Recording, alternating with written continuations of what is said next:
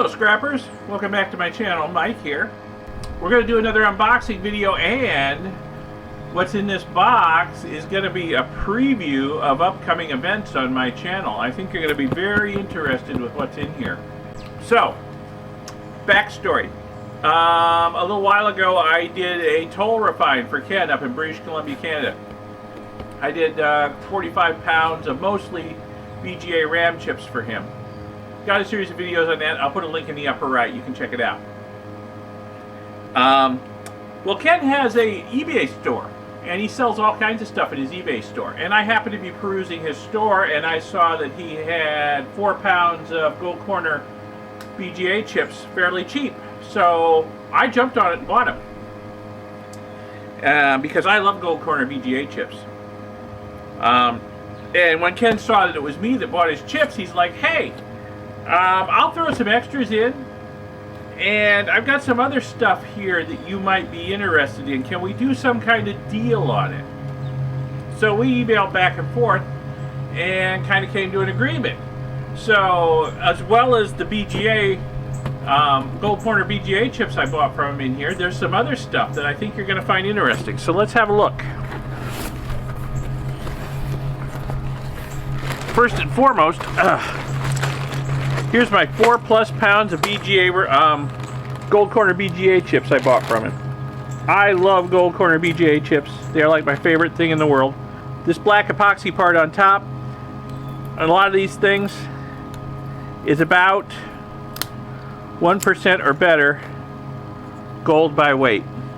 So, and they're really easy to peel apart. The bottom section, although it's got a lot of shiny gold on it, really not a lot of value to them. I have tried various ways to get the gold out of these. Not easy to do in an economical way. There's a whole lot more copper and tin in these things than there is gold, and that kind of gets in the way of the process. But I'm going to have plenty of them.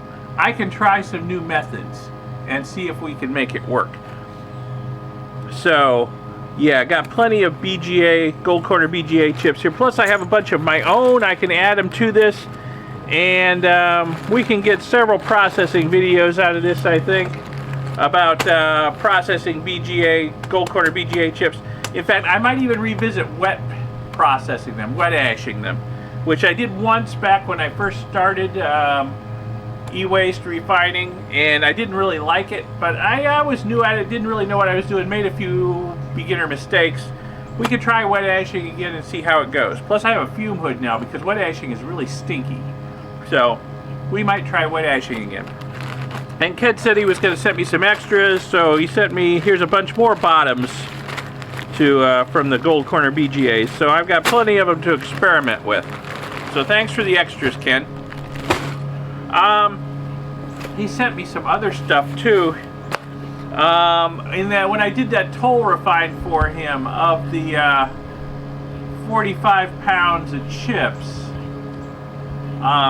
he said later, and it didn't wind up in the video, unfortunately, that those chips came from about 150 pounds of RAM sticks.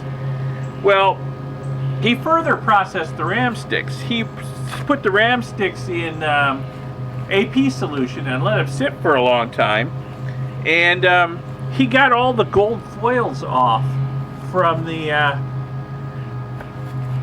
fingers on them. Can you see all the gold in there? But it's all mixed in with a bunch of debris from the boards, conformal coating and other stuff.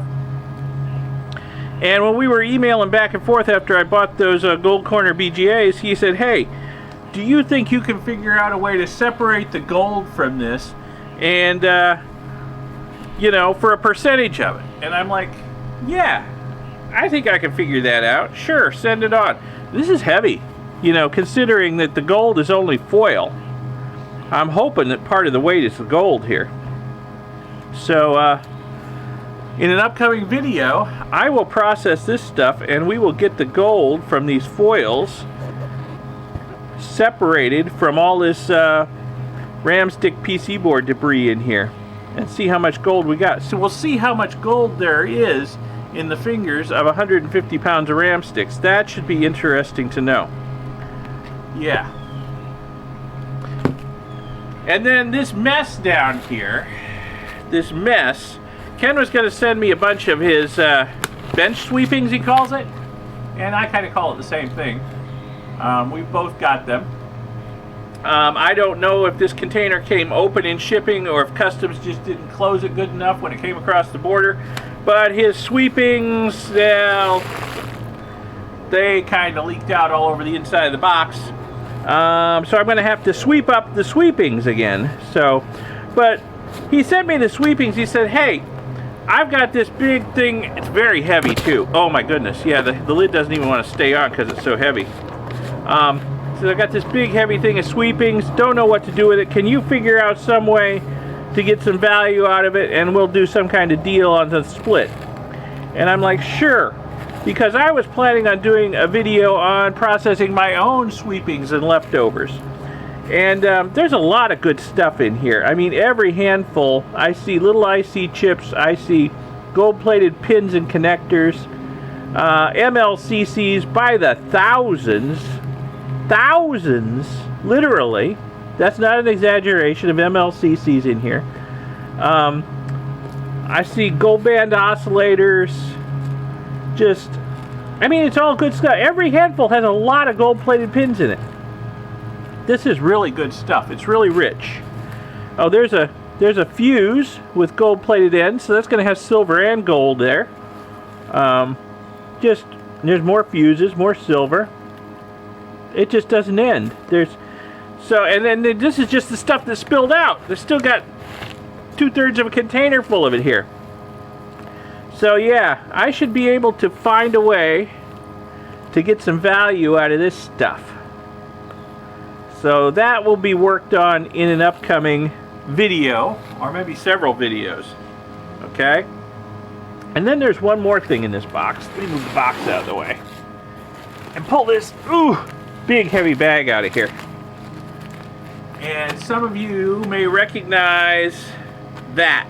You watch my channel, you probably watch Jason at MBMM2, Mount Baker Mining and Metals. Okay, so what this is, Ken in the past has had some dealings with Jason over at Mount Baker Mining and Metals. Sent him a whole bunch of motherboards, Gaylords full of motherboards, and Jason has run them through his crushing and separation system over there. His hammer mills, his shaker table, and whatnot. And this stuff right here is the high-grade stuff off of Jason's shaker table after processing a bunch of Ken's motherboards.